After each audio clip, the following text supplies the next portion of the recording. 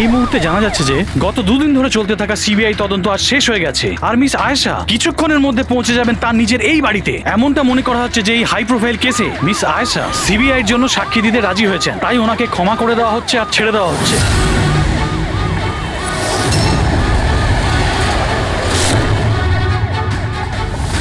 Ma'am, এটা কি সত্যি যে আপনি সিবিআই এর জন্য সাক্ষী দিতে রাজি হয়েছেন? ম্যাম, পুলিশ আপনাকে নিজের থেকে সিকিউরিটি দিচ্ছে নাকি সিবিআই? ম্যাম, এটা কি সত্যি যে আপনার কাছে উপযুক্ত প্রমাণ আছে? আপনি কোর্টে সাক্ষী দিতে চলেছেন? ম্যাম, সত্যি ইনি হলেন মিস আয়েশা, যিনি এত কড়া নিরাপত্তার মধ্যে নিজের বাড়ির ভিতরে ঢুকে গেলেন কোনো প্রশ্নের উত্তর না দিয়ে।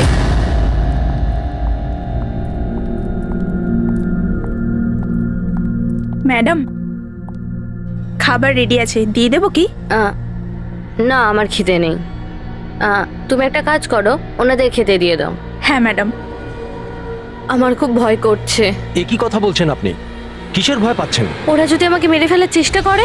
ম্যাডাম, আপনার কিচ্ছু হবে না। আপনার সুরক্ষার জন্যই আমরা আপনার সাথে আছি। আমি একটা কাজ করছি, প্রথমে উপরে গিয়ে আপনার রুমটা চেক করছি।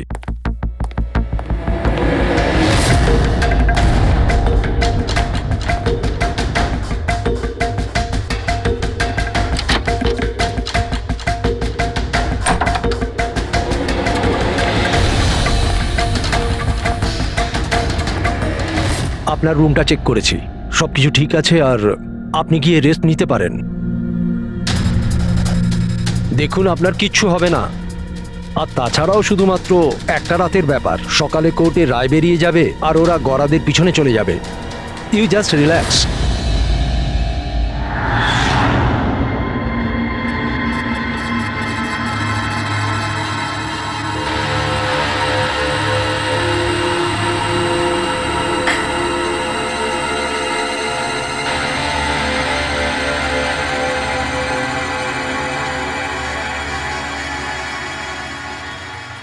ম্যাডামকে সুরক্ষিত রাখা আমাদের সকলের দায়িত্ব। ওপর থেকে স্ট্রিক্টলি অর্ডার আছে, তাই সারা রাত সাবধানে থেকো। Okay, sir. ঠিক আছে? খাওয়া শেষ হলে নিজের নিজের পজিশন নিয়ে নিও।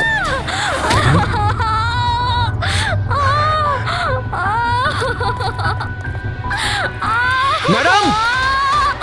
ম্যাডাম, ম্যাডাম, ম্যাডাম, দরজা খুলুন! ম্যাডাম, দরজা খুলুন! দরজাটা খুলুন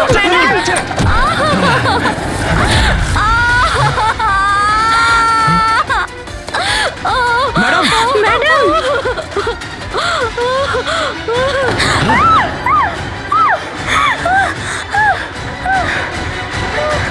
Oh shit!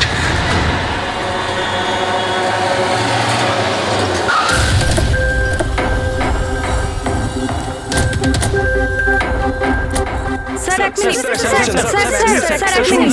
স্যার, জানা যাচ্ছে কোনো দুর্ঘটনা ঘটে গেছে? আপনি বলতে পারবেন এই বাড়িতে ঠিক কি হয়েছে? স্যার এই কেসটা তো সিবিআই এর কাছে ছিল, তাহলে কি সিআইডি কে হ্যান্ড ওভার করে দেওয়া হলো? দেখুন, এখানে একটা মার্ডার হয়েছে বলেই আমরা এখানে এসেছি। এর থেকে বেশি কিছুই বলতে পারবো না, পরে কথা বলছি। সরে যান, একটু সরে যান। আসুন স্যার।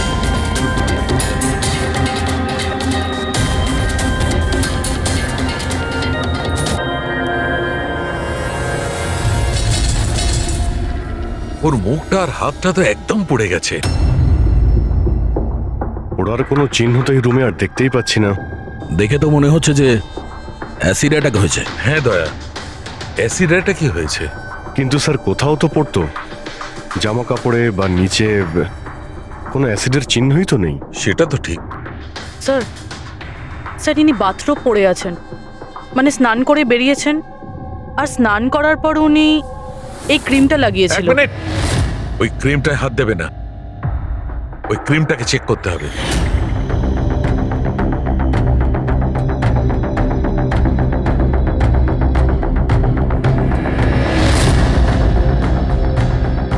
আরে, এ তো কিছুই হলো না। হবে পঙ্কজ, ওয়েট।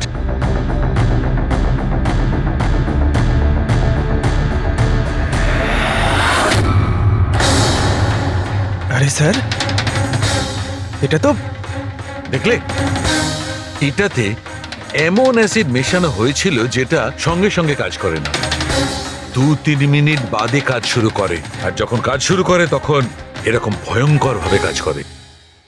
স্যার, তার মানে স্নান করার পর উনি এই ক্রিমটা লাগিয়েছেন, আর সেটার এফেক্ট কিছুক্ষণ পরে হয়েছে। একদম ঠিক। কেউ আসলে একে মারবার জন্যে এর নিজের যে ক্রিম ছিল সেটা এই ক্রিমটার সঙ্গে বদলে দিয়েছে। এটা এটা কি বলছেন আপনারা? কি কি ব্যাপার? আপনি মনে হচ্ছে একটু বেশি ঘাবড়ে গেছেন। হ্যাঁ, কি জানেন আপনি এদের ব্যাপারে? না স্যার, আমি কিছুই জানি না। ম্যাডাম তো এই ক্রিমটা রোজই ব্যবহার করতো। আর এটা খনি ভালো মতোই জানতো, আর এটারই সুযোগও নিয়েছে। যেই হোক না কেন, আয়েশাকে খুব কাছ থেকে চিনতো। আচ্ছা, ওটা আপনি নয় তো? না স্যার, দেখো, আমরা জানি তুমি কিছু জানো। না ম্যাডাম, আমি কিছুই লুকাচ্ছি না। ব্যাস এই ক্রিমটা আমি লুকিয়ে লুকিয়ে কখনো কখনো ব্যবহার করতাম, আর আজও এই ক্রিমটা আমি মেখেছি। এক মিনিট, এই ক্রিমটা তুমি কখন লাগিয়েছো? স্যার, ম্যাডামের ঘরে আসার কিছুক্ষণ আগে, এই ধরুন 8টা নাগাদ। 8টার সময়? চেক করো।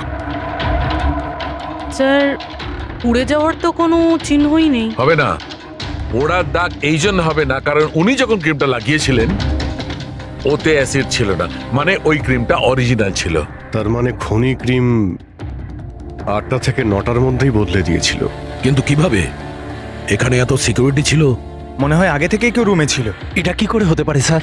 কারণ ম্যাডাম এখানে আসার আগে আমি এই রুমটাকে ভালো করে চেক করেছিলাম, এখানে কেউ ছিল না। আর তাছাড়া ম্যাডামের চিৎকার শুনেই আমরা দৌড়ে এখানে এলাম, আর দেখি দরজা ভেতর থেকে লক স্যার। হ্যাঁ স্যার, আর ভেতরে আসার জন্য আমাদের দরজা ভাঙতে হয়েছিল। ঠিক আছে, আপনারা এখন আসুন, প্রয়োজন পড়লে আবার ডেকে নিচ্ছি। Okay sir. রুমের ভিতরে কেউই আসেনি, কিন্তু রুমটা চেক করতেই কনস্টেবলই এসেছিল। পুরবি একটা কাজ করো, এদের সবার ব্যাকগ্রাউন্ড চেক করো। ততক্ষণে আমরা জানার চেষ্টা করি যে ব্যাপারটা কি। এত মিডিয়া, সিবিআই এর কেস, এতগুলো সিকিউরিটি, কি কারণে? অ্যাকচুয়ালি আয়েশা খুব বড় খেলোয়াড় ছিল, লাইক এজেন্ট। যে ধরনের এজেন্ট দুটো পার্টির মধ্যে ডিল করিয়ে মাঝখান থেকে ভালো কমিশন নিয়ে সরে যায়। শুধু এটা ধরে নিন যে আয়েশাও এই ধরনেরই এজেন্ট ছিল, কিন্তু টপ লেভেলে। ওর সমস্ত ডিলগুলি লাখ আর কোটি টাকার উপরেই হতো, আর সব কটাই ছিল একেবারে বেআইনি। আমাদের কাছে এসব কিছুরই প্রমাণ ছিল, আমরা ওকে অ্যারেস্টও করেছিলাম। কিন্তু ও হঠাৎ করে রাজসাক্ষী হয়ে গেল। ও নিজের মুক্তির বিনিময়ে 3 জন বড় ব্যবসাদারের দুর্নীতির বিরুদ্ধে আমাদের হাতে সব প্রমাণগুলো দিত। আজ কোর্টে শুনানি ছিল, কিন্তু কাল রাতেই ওর মার্ডার হয়ে যায়। 3 জন বড় বিজনেসম্যান, এরা কারা? বিকি, রাহুল, কুমার। এই 3 জনের কাছেই পয়সা আর পাওয়ার যথেষ্ট আছে, যা খুশি করতে পারে। আর যে প্রমাণগুলো আয়েশার কাছে ছিল? আয়েশার কাছে কিছু টেপ ছিল, এই 3 জন বিজনেসম্যানের বেআইনি কাজের কিছু ভিডিও ফুটেজ।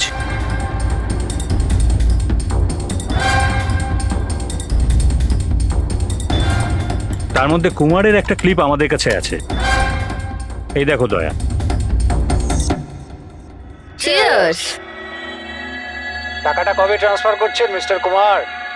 ব্যাস, যেই আমাদের কাছে গানস পৌঁছে যাবে আপনার অ্যাকাউন্টে টাকা পৌঁছে যাবে। সেসবের চিন্তা আপনি করবেন না মিস্টার কুমার, ওনাদের কাছে অস্ত্রের তো কোনো খামতিই নেই, এমনিতেই তো পড়ে পড়ে জংই ধরছে। হ্যাঁ, তাছাড়া পাওয়ারে থাকার তো এটাই সুবিধা, তাই না? যখন যেটা মন চায় করে না।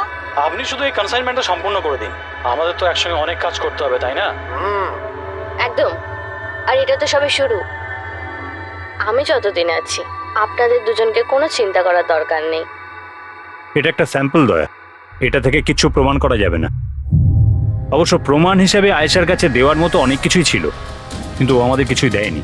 ও চেয়েছিল যে এই সমস্ত প্রমাণগুলো ও কোর্টের হাতে নিজেই দেবে। নিজের নিরাপত্তার বদলে ও আমাদের সামনে এই শর্ত রেখেছিল। বাকি টেপগুলো ছাড়া এই টেপ আমাদের কোনো কাজেই আসবে না। এই টেপ আপনার কাজের না হতে পারে, কিন্তু আমাদের কাজে লাগতে পারে। এই 3 জনকে ব্যুরোতে ডাকার জন্য যথেষ্ট। যে লেভেল পর্যন্ত এরা পৌঁছেছে, এদের পক্ষে আয়েশার মার্ডার প্ল্যান করা খুব একটা বড় ব্যাপার নয়। ছিলাম এগুলো ওই লোকগুলোর স্টেটমেন্ট আর সিগনেচার, যারা কাল রাত 9টা থেকে 3টে অবধি আমার ক্লায়েন্টের সাথে ছিল। টাইম তো আমরা জিজ্ঞাসা করিনি। দেখুন, আয়েশার মাথা খারাপ ছিল, ও এমনই মন গড়া গল্পগুলো শোনাতো যাতে ও শাস্তি থেকে বেঁচে যায়। That's it. আয়েশা আপনাকে ঠকিয়েছে, আপনার বিরুদ্ধে সিবিআই এর কাছে প্রমাণ দিয়েছে। রাগ হওয়াটা তো স্বাভাবিক, হ্যাঁ? ভেবেছিলেন খুন করে দেওয়া যাক ওকে? রাগ নয় স্যার, বরং আফসোস হলো ওর ওপর। কারণ ও চাইলেও কিছু করে উঠতে পারতো না স্যার, কারণ ওর করার মতো কিছুই ছিল না। এটা আমার ক্লায়েন্ট রাহুলের অ্যালিবাই। কাল রাত্রে ইনি কিন্তু নিজের বিজনেস পার্টনারদের সাথেই ছিলেন, এর মধ্যে সমস্ত ডিটেলস আছে।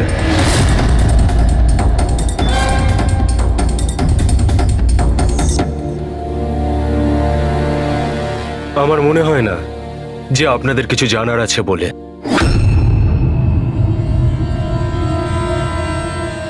আপনারা যেতে পারেন। ধন্যবাদ। মার্ডারের সময় আমার ক্লায়েন্ট ফ্যামিলি ফাংশনে বিজি ছিলেন, আর এই হচ্ছে তার প্রমাণ। মিস আয়েশার কাছে আপনার বিরুদ্ধে প্রমাণ ছিল মিস্টার কুমার। আর এমন প্রমাণ যা আপনাকে বরবাদ করে দেওয়ার জন্য যথেষ্ট। আয়েশা খুবই চালাক মেয়ে, ভালো হয়েছে মারা গেছে, নাহলে আমি ওকে মেরে ফেলতাম। মারতেন না মেরে ফেলেছেন? না স্যার, আমি ওকে মারিনি, কিন্তু ওই মানুষটাকে আমি নিশ্চয়ই থ্যাঙ্কস বলবো যে আমার মনের ইচ্ছেটাকে পূরণ করেছে। আপনি যেতে পারেন, তবে খুব তাড়াতাড়ি দেখা হবে। Thank you.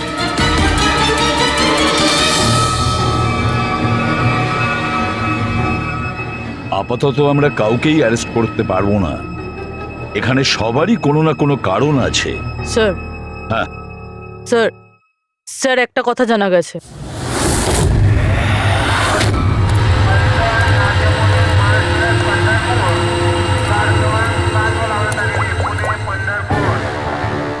হ্যালো, হ্যাঁ, সব কিছু তৈরি।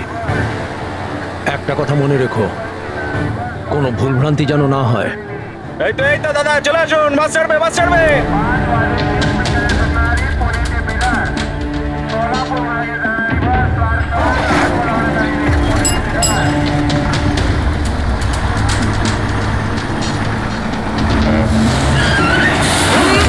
চাপ বাবা। আরে দাদা, কি হলো? বাস দাঁড়ালো কেন? আরে বাসের সামনে কেউ গাড়ি দাঁড় করিয়ে দিয়েছে দাদা। মাঝ রাস্তায়?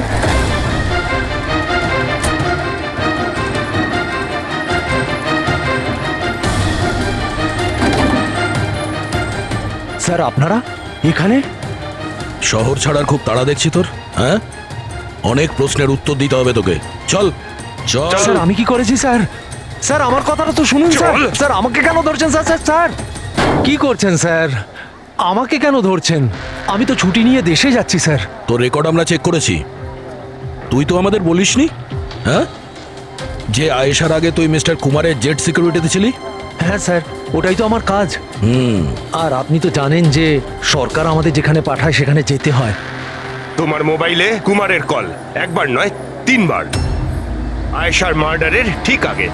এটাও একটা কাজ। আপনারা ঠিক বলেছেন স্যার। কুমার আমাকে কল করেছিল, ও আয়েশা ম্যাডামের সঙ্গে কথা বলতে চাইছিল, কিন্তু আমি বারণ করেছিলাম স্যার। ও আমাকে টাকার লোভও দেখিয়েছিল, কিন্তু আমি তবুও কথা বলাইনি। প্রথমে দুবার বারণ করেছিলি তুই, আর তারপর রাজি হয়ে গেলি তুই, হ্যাঁ? ম্যাডাম, এই কুমার স্যার আবার ফোন করছেন। হ্যাঁ, আমাকে কোনো বিপদের ব্যাপারে বলতে চাইছে। ফোনটা দাও। এই নিন। হ্যাঁ বলো। আমি জানতে পারলাম তুমি আমার জন্য চিন্তা করছো, কোনো বিপদ থেকে আমাকে উদ্ধার করতে চাইছো। How strange. আমি বলে দিচ্ছি, আমি তোমাকে খুব ভালো মতো চিনি। আর এই সমস্ত কার্যকলাপ না তুমি অন্য কারোর সাথে করো। আর এমনিতেও যদি আমি জেলে যাই, এই টাকাগুলো নিয়ে আমি কি করব? আচার দেবো? এই টাকাটা না তুমি তোমার কাছেই রাখো, এটা তোমারই সাহায্যে লাগবে। কোনো দরকার নেই এই ফোনটা আমাকে দেওয়ার। আমার সাথে গেম খেলার চেষ্টা করে যাচ্ছে, আর তুমি ওকে সাহায্য করছো। আমি কোথায় ম্যাডাম? আপনাকে সাহায্য করছিলাম তো। ঠিক আছে থাক, শুধু এইটুকুনি জেনে রেখো, তুমি যদি ওকে সাহায্য করো না, রক্ষা পাবে না। আমি সিবিআই কে বলে দেবো, যদি আমার কিছু হয় তাহলে সবার প্রথমে তোমাকেই অ্যারেস্ট করবে। তুই গেছিলি না আয়েশার ঘরে ঠিক ও রুমে ঢোকার আগে? ওর বিউটি ক্রিমটাকে অ্যাসিড ক্রিমে বদলাতে খুব বেশি সময় লাগেনি নিশ্চয়ই, তাই না? এ আপনি কি বলছেন স্যার? আমার কথা বিশ্বাস করুন, আমি সত্যি বলছি। যদি তুই সত্যি কথাও বলিস না, তাহলেও এই কেস যতক্ষণ না সলভ হচ্ছে তুই আমাদের হেফাজতে থাকবি, বুঝলি? এখন চল, নিয়ে চল ওকে, চল চল। আরে স্যার স্যার স্যার আমি কিছু করিনি স্যার, ছেড়ে দিন স্যার, প্লিজ স্যার। হ্যাঁ পুরবি, বলো। স্যার ওই ফুটেজটা যেটা ও সিবিআই কে পাঠিয়েছে সেটা ওই ঘর থেকেই শুট করা হয়েছে যেখানে ওর খুন হয়েছিল। তার মানে আয়েশার বেডরুমে? হ্যাঁ স্যার, ওরই বেডরুমে। আসলে এই ফুটেজটা 1 বছর আগের, ফার্নিচার বদলানো হয়েছিল তাই বোঝা যাচ্ছিল না। Are you sure? স্যার 100%, এটা সেই ঘরটাই। হ্যাঁ, একটা ভাইটাল ইনফরমেশন দিলে Purabi, thank you so much. Purabi বলল যে আয়েশা মিনিস্টার আর মিস্টার কুমারের স্টিংটা ওই রুমেই করেছে। আর যদি এটাই হয়, ক্যামেরা ওই ঘরেই কোথাও লুকানো আছে। তার মানে ক্যামেরা এখনো ওখানেই আছে।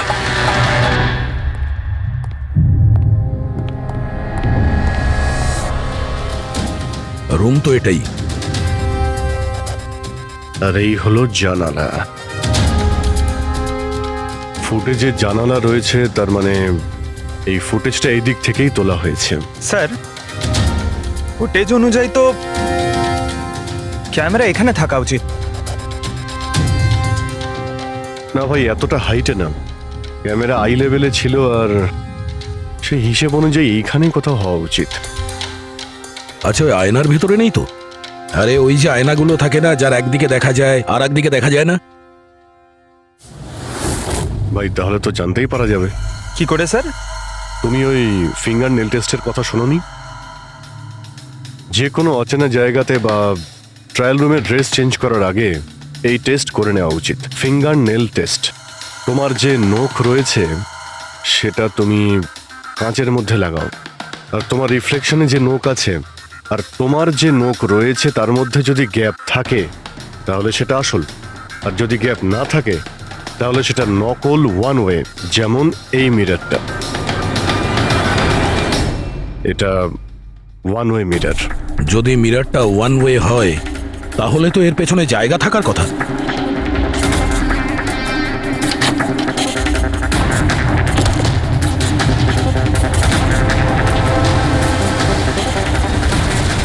অভিজিৎ,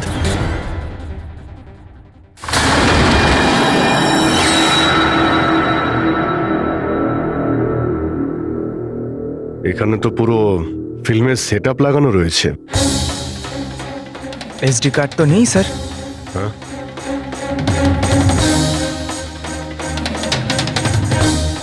লকার খালি।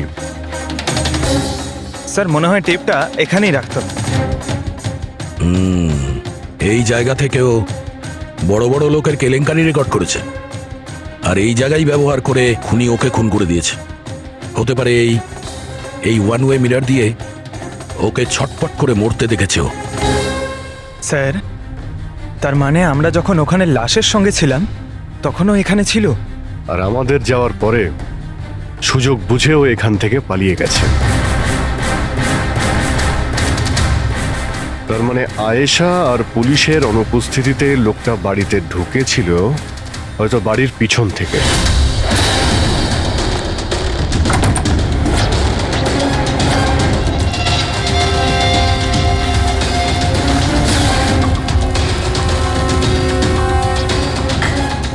ও আয়েশার বিউটি ক্রিমটাকে সরিয়ে বিষাক্ত ক্রিমটা রেখে দেয়, আর তারপর ভিতরে ঢুকে বসে থাকে। তার মানে ও চোখের সামনে আয়েশা ওই ক্রিমটা লাগিয়েছে, আর একটু বাদে ছটফট করতে করতে মরে গেছে। তারপর পুলিশ আর রাখি এখানে আসে, তখনও ভেতরে ছিল। তারপর আমরা এখানে এসেছি, তখনও ভেতরে ছিল। তারপর রাত্রে সুযোগ পেতেই ও টেপগুলো নিয়ে এখান থেকে পালিয়ে গেছে, মনে হচ্ছে ওই রাস্তা দিয়েই। কিন্তু স্যার মেইন গেটে তো পুলিশ দাঁড়িয়ে ছিল, ও মনে হয় পেছন থেকেই পালিয়েছে। এমন তো কিছু নয় স্যার, কিন্তু হ্যাঁ স্যার, প্রায় ধরুন মাঝরাতের দিকে গাড়ির চাকার এরকমই একটা আওয়াজ শুনতে পেয়েছিলাম। শব্দটা কোথা থেকে হয়েছিল মনে আছে তোমার? এই তো স্যার, এই পেছনের দিক থেকে, কিন্তু একবারই পেয়েছিলাম স্যার, আর দ্বিতীয়বার শুনিনি স্যার। ঠিক আছে, থ্যাংক ইউ।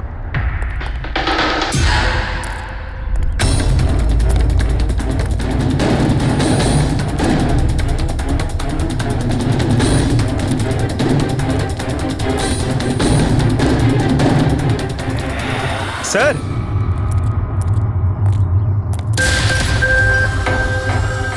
স্যার হ্যাঁ, টায়ারের ঘষার চিহ্ন তো রয়েছে এখানে। এ দেখতে পাচ্ছ এখানে এই তেল আর জল পড়ে আছে। মনে হচ্ছে এসি চালিয়ে গাড়ি এখানে অনেকক্ষণ দাঁড়িয়েছিল। আর তারপর গাড়ি এখান থেকে বেরিয়ে গেছে। ওই কনস্টেবল এই গাড়িরই এই টায়ারের আওয়াজ শুনেছিল। যদি গাড়িটা এখানে অপেক্ষা করেই থাকে তাহলে হঠাৎ এমন কি হলো যে তাড়াহুড়ো করে চলে গেল? স্যার মনে হয় কেউ দেখে ফেলেছিল, ওই জন্য ভয়তে পালিয়ে গেছো। পয়েন্ট আছে।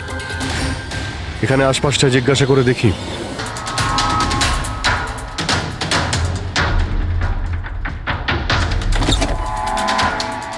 নমস্কার। নমস্কার। নমস্কার, আমরা সিআইডি অফিসার্স। সিআইডি?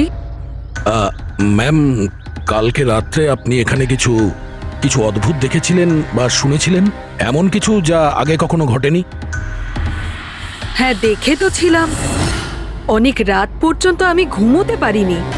আর রাতে আমি দেখলাম বাড়ির সামনে একটা বড় গাড়ি পার্ক করা আছে, কিন্তু ওটা আমাদের সোসাইটির কারণ নয়। অনেক রাত পর্যন্ত গাড়িটা কিন্তু ওখানেই ছিল। কোন গাড়ি ছিল আপনার মনে আছে কিছু? দেখুন, গাড়ির ব্যাপারে তো আমি বিশেষ কিছু তো জানি না, কিন্তু ওটা HX9 ছিল, কারণ আমার ছেলের কাছেও ওই একই গাড়ি আছে। I see. আরও একটা কথা, যতক্ষণ ওই গাড়িটা ওখানে দাঁড়িয়ে ছিল না, গাড়ির ইঞ্জিনটা চালুই ছিল আর ভিতরে একজন বসেও ছিল। আমি এটা দেখছিলাম আর তখনই ওখানে কাউকে একটা আসতে দেখলাম আমাদের আয়েশার বাড়ির দিক থেকে। ওর হাতে কিন্তু একটা ব্যাগও ছিল। আরে এই যে, কে ওখানে? গাড়িটা তো চলে গেল, কিন্তু এটা বুঝতে পারলাম না যে ওরা কারা ছিল, কেন এসেছিল, আর ওরা আয়েশার বাড়িতেই বা কি করছিল।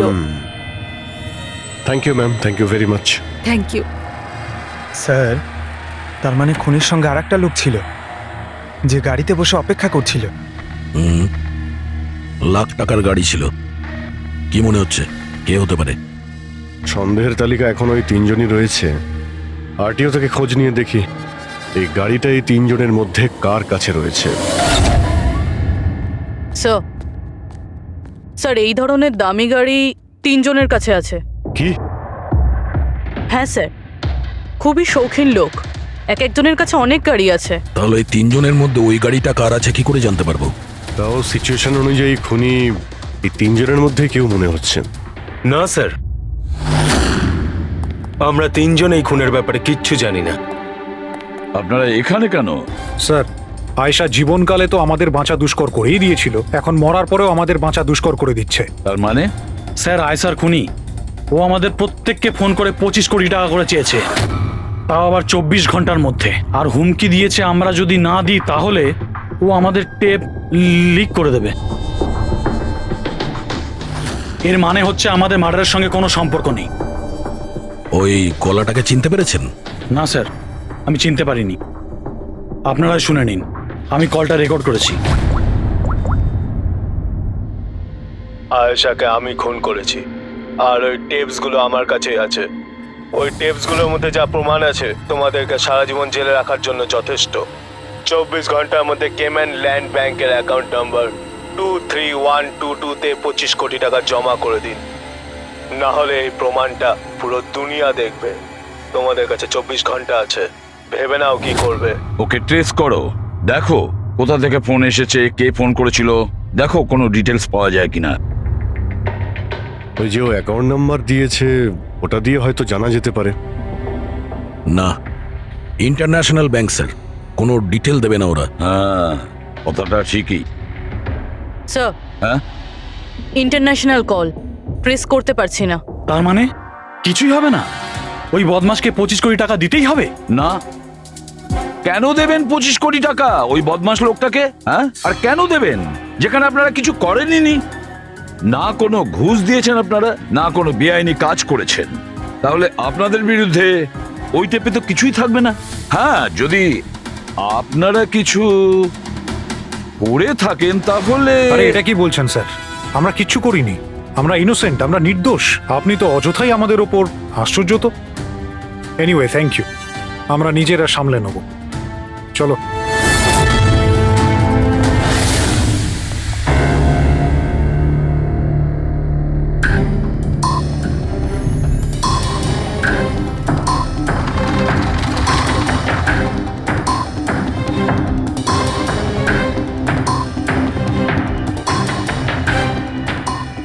সারিকা, এই রুমটাকে খুব ভালো করে চেক করতে হবে। খুনি এখানে ঘন্টার পর ঘন্টা ছিল, তার মানে এখানে কোনো না কোনো জিনিস নিশ্চয়ই পাবো আমরা, যেটা দিয়ে ওর ডিএনএ টেস্ট করা সম্ভব। ওর চুল, ওর নখ, যা কিছু।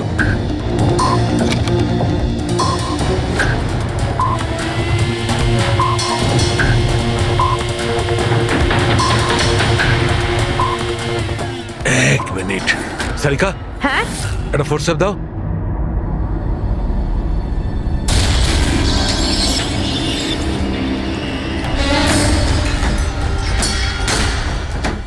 মাই গড, সারিকা এই দেখো। Contact lenses. Yes, contact lens. কিন্তু কিন্তু আয়েশার চোখ তো একদম ঠিক ছিল। আমি নিজেও রিপোর্টস চেক করেছি, না ও চশমা পরতো আর না কন্ট্যাক্ট লেন্স। তবে এই কন্ট্যাক্ট লেন্সটা কার হতে পারে? খুনির? না না, খুনির হতে পারে না। একটা চোখের কন্ট্যাক্ট লেন্স খুলে যাবে আর কেউ জানতে পারবে না, এটা ইম্পসিবল। দেখান তো একটু।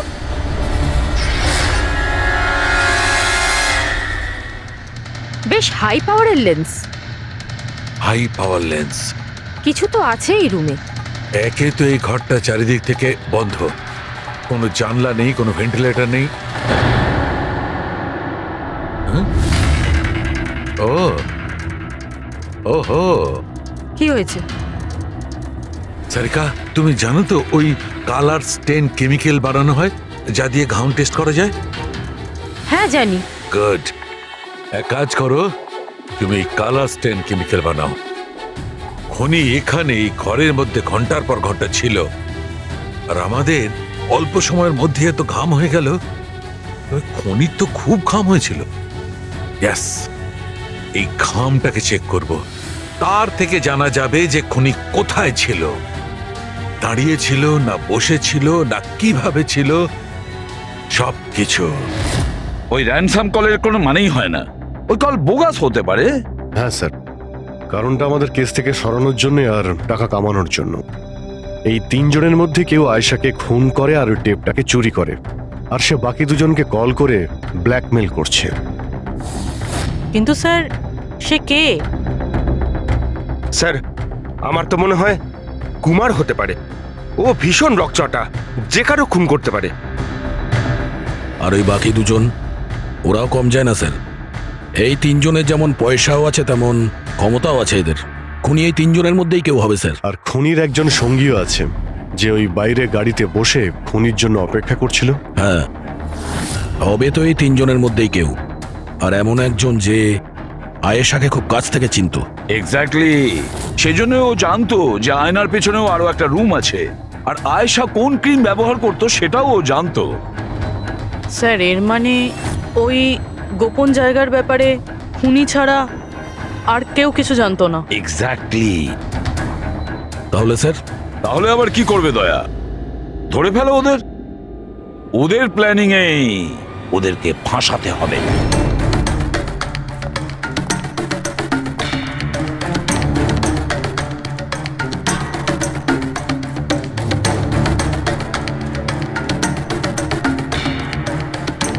আমাদেরকে এখানে কেন ডাকলো? কোনো আইডিয়া? হয়তো জিজ্ঞেস করার জন্য ডেকেছে, খুনিকে টাকা দিয়েছে কি দিইনি। তাহলে তোমরা দুজন কি টাকা দেবে? তোমাদের কি মনে হয় টাকা দেওয়া ছাড়া আর কোনো উপায় আছে? তা তুমি কি করতে চলেছো ভিকি? দেবে টাকা? দেখো, টেপের ব্যাপারে তো কিছু বলতে পারছি না, আর তাছাড়া আমি কোনো বেআইনি কাজ করিনি, এই জন্য টাকা দেওয়ার তো কোনো প্রশ্নই আসে না। সরি, আমি টাকা দিচ্ছি না। ও কাম অন ম্যান, এত ঢং করার কি আছে? কিছু করে থাকলে বলো না, শুধু আমরা তিনজনই আছি এখানে। দেখো রাহুল, যদি কথা... এক সেকেন্ড নাও, সিআইডি মেসেজ করেছে। আরে কোথায় আছে ওরা? কি লিখেছে বল। কোথায় আটকে গেছে, আসতে পারবে না, ফিরে যেতে বলেছে। হোয়াট ননসেন্স ভাই, আমরা কখন থেকে এখানে বসে আছি, শুধু শুধু সময় নষ্ট করে গেল। এবার কি করবে? যাওয়া যাক, আর কি। হ্যাঁ চলো, কাম অন।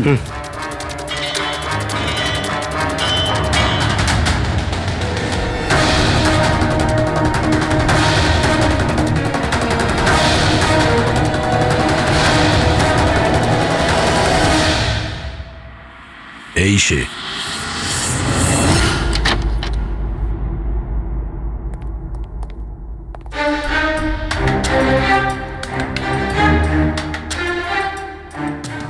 স্যার, ভিকি, তার মানে ও জানতো যে আয়নাটার পিছনে ক্যামেরা আছে। হ্যাঁ, বাকি দুজনের হয় এরা কিছু জানে না, না হলে আমাদের সামনে অ্যাক্টিং করছে। স্যার, আমার তো এই ভিকিকেই সন্দেহ হচ্ছে। এবার কি করব?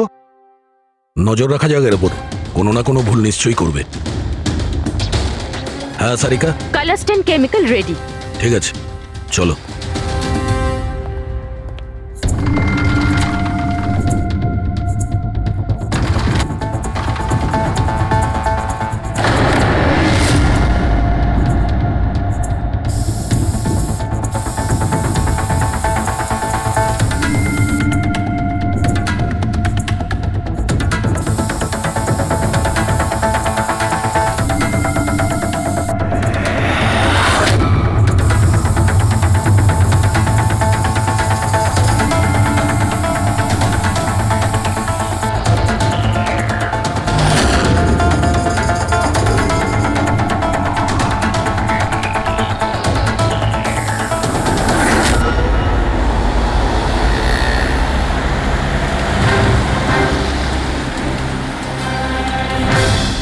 আরে স্যারও যাচ্ছেটা কোথায়? আরে কোথায় আর যাবে পঙ্কজ, বন্ধুদের সাথেই দেখা করতে যাচ্ছে। আবার কি?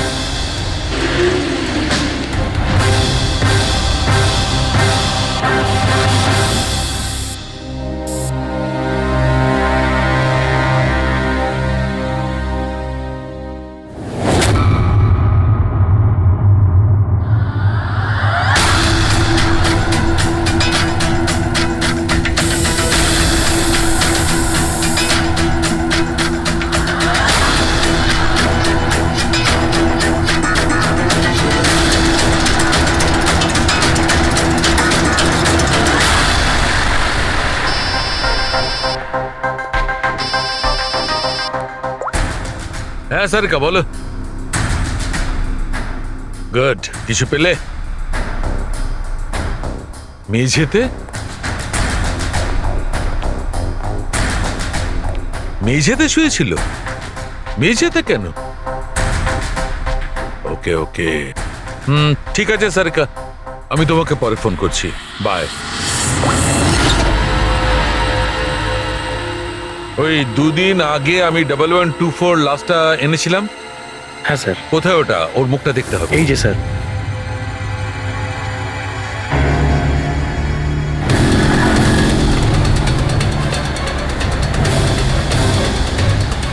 এই জানতে পারেনি তো যে আমরা ওকে ফলো করছি।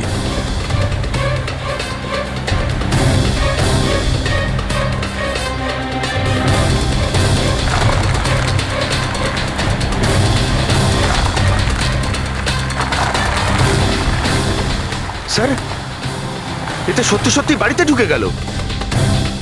ভেবেছিলাম ও কোনো বন্ধুর সাথে দেখা করবে। হ্যাঁ অভিজিৎ। কি? ডক্টর সালুকে বলে দিয়েছেন যে খুনি কে? কে? ও হ্যাঁ, আমরা এই ভিকিকে ফলো করতে করতে ওর বাড়ির কাছে পৌঁছে গেছি। ঠিক আছে, আমরা ওয়েট করছি। অভিজিৎ আসছে।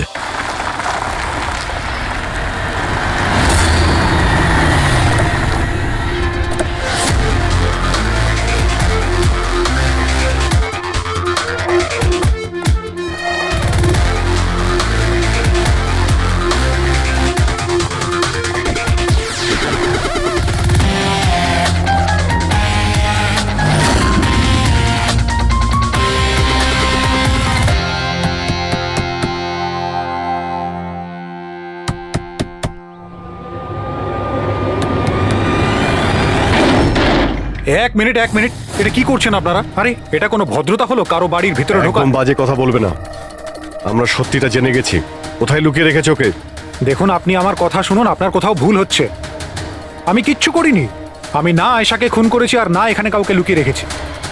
আমরা কখন বললাম যে তুমি আয়েশার খুন করেছো? হ্যাঁ, একেই বলে চোরের নজর বোচকার দিকে। দেখুন, আমার কথাটা বোঝার চেষ্টা করুন।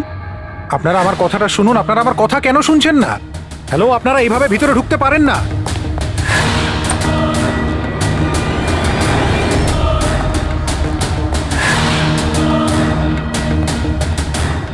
এখানে তো কেউ নেই। আমি বলছি আপনাদেরকে এখানে কেউ নেই, প্লিজ। আরে বন্ধ করুন এগুলো, এইভাবে ভিতরে আপনারা ঢুকতে পারেন না। Hello, excuse me, hello. আরে ওপরে কিচ্ছু নেই স্যার। আরে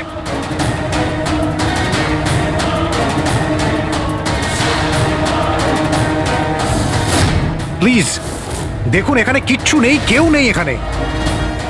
আরে আপনারা তো আমার কোনো কথাই শুনছেন না। আজব তো, কখন থেকে বলছি এখানে কেউ নেই। আরে কেউ নেই এখানে। হ্যালো স্যার,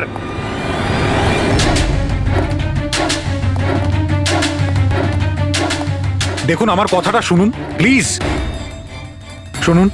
দেখুন দেখুন, আমি আপনাকে বলছি আমি আয়েশাকে খুন করিনি, প্লিজ আমার কথাটা বোঝার চেষ্টা করুন, আমি সত্যি বলছি। আমরা জানি যে তুমি আয়েশাকে খুন করনি। তাহলে আপনারা এখানে কি খুঁজছেন? 1 মিনিট, সব জানতে পারবে।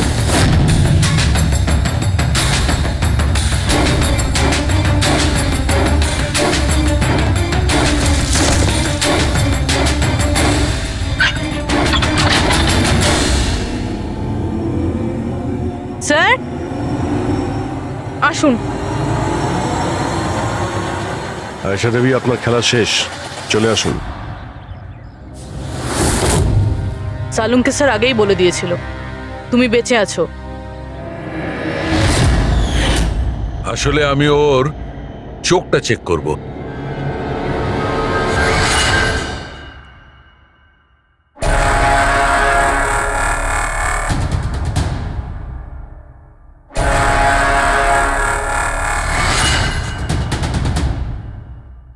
আমি যেটা ভেবেছিলাম সেটাই ঠিক। তুমি আসলে আয়েশা হতেই পারো না। তুমি তো সে যাকে ঘরের মধ্যে বেঁধে রাখা হয়েছিল। অন্য কোনো মেয়েকে আয়েশা বানিয়ে নির্মমভাবে ওকে হত্যা করেছো। কে ছিল ওই মেয়েটা? কি শত্রুতা কি ছিল ওর সঙ্গে? ওর সাথে কোনো শত্রুতা ছিল না। আমি শুধু আমার জীবনটাকে বাঁচাতে চেয়েছিলাম। আমি খুব ভালো করে জানতাম যে সিবিআইকে সাক্ষী দেবার পরেও আমি সুরক্ষিত থাকবো না। এই তিনজনেই কিন্তু খুব ডেঞ্জারাস। ওরা আমাকে ঠিক খুঁজে বের করে নিত, আর আমি ভয় পেয়ে বেঁচে থাকতে পারতাম না।